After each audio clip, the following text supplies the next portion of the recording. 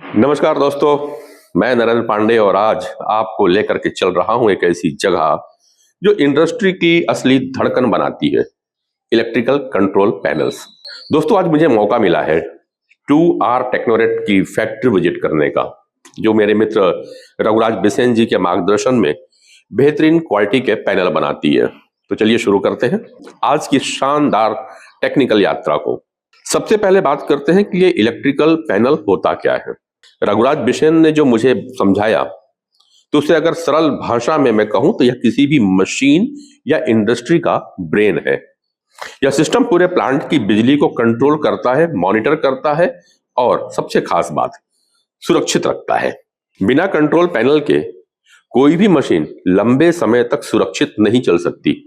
यह पैनल इतने जरूरी क्यों है?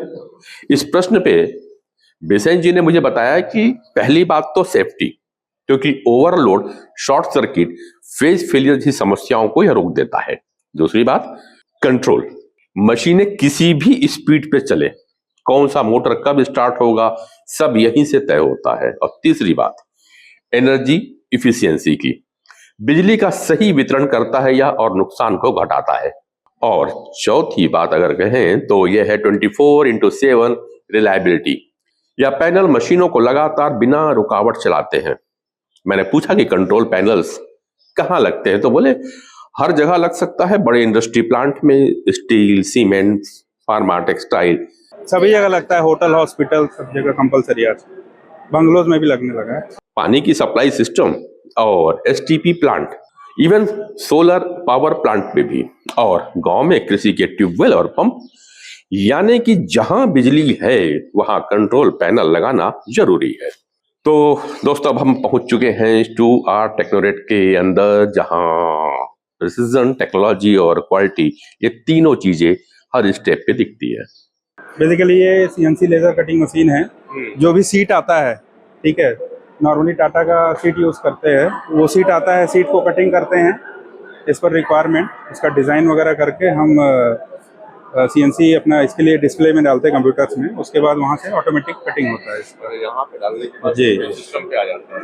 ठीक है। उसके बाद में फिर आपका एक बेंडिंग मशीन है वहाँ पे। ये बेंडिंग मशीन है, सीएनसी बेंडिंग मशीन है। अच्छा, इसमें पूरा बेंडिंग होता है। जैसे ये सीट कट के आ गया, ये अपना लेजर कटिंग से कट के आया। अब इसको मान लीजिए आपको 90 डिग्री बेंड करना है, इसको अंदर डाला, बेंड करके बाहर निकाला। उसके बाद में फैब्रिकेशन होता है इसमें। हाँ, इस तरीके से ये रेडी होता है, ठीक है। अच्छा, ये आपका फैब्रिकेशन हो गया। हाँ, ये रेडी हो गया वेल्ड होके। उसके बाद में फिर अपना केमिकल ट्रीटमेंट के प्रोसेस में जाता है। जो 10 टैंक लगा हुआ है वहाँ पे, तो अलग अलग टैंक में अलग अलग केमिकल लगे हुए होते हैं। तो जिसमें क्या है, जैसे आपका सीट गंदा रहता है, डस्ट लगा है, ग्रीस लगा है, ऑयल लगा हुआ है, रस्ट लगा हुआ है, तो अलग अलग टैंक में उसमें डालते हैं बेसिकली। और वहाँ से पहले सीट को साफ करते हैं, मतलब ये पूरा इसको साफ करते हैं जो फैब्रिकेशन हुआ है। उसके बाद में उसको उसके सरफेस को एक्टिव करते हैं ताकि उसमें पाउडर पूरा से बैठ सके, क्योंकि इसको पाउडर कोटिंग करना पड़ता है। तो यहाँ से पूरा एक प्रोसेस है। 9 टैंक है, हर एक टैंक में करीब 3-3 मीटर का एक टैंक है, ठीक है। तो हर एक टैंक में आपका पर्टिकुलर टाइम के हिसाब से अपने फैब्रिकेशन को डाला जाता है। 9 टैंक है, सभी टैंक पे जाएगा। करेक्ट, वहाँ से स्टार्ट होता है जी। एक नंबर उधर है, यहाँ से वहाँ से लेके 9। हाँ, टैंक नंबर 1 2 3 4 5 6 7 8 9 जी। तो अलग अलग टैंक से होके जाएगा। लास्ट वाले टैंक में फिर ड्रायर लगा हुआ है, वहाँ पे सुखाया जाएगा, ठीक है, क्योंकि मॉइस्चर वगैरह नहीं होना चाहिए। वहाँ से सुखा के फिर बाहर लेके आते हैं।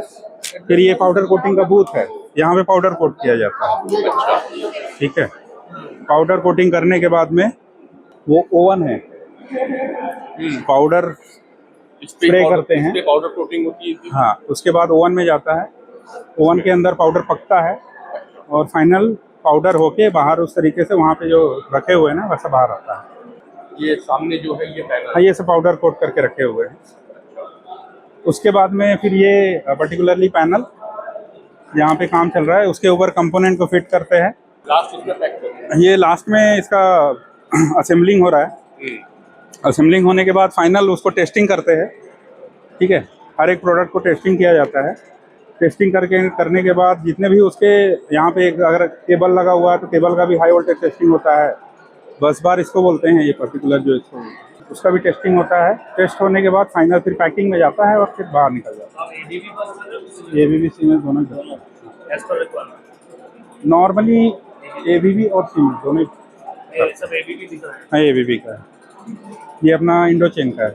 मुझे ये बताओ कि अब ये कहाँ लगता है, मुझे वो जानना। ये बेसिकली ये क्या है ना कि ये जो पर्टिकुलर प्रोडक्ट है, पैनल क्या है, जहाँ पे भी इलेक्ट्रिसिटी का रिक्वायरमेंट है, यहाँ पे भी, इवन आपके घर में भी आपने देखा होगा कि आपके छोटा सा एक डिस्ट्रीब्यूशन बॉक्स लगा होगा जिसके अंदर में एमसीबी लगा होगा, वो भी इस प्रोसेस से बनता है।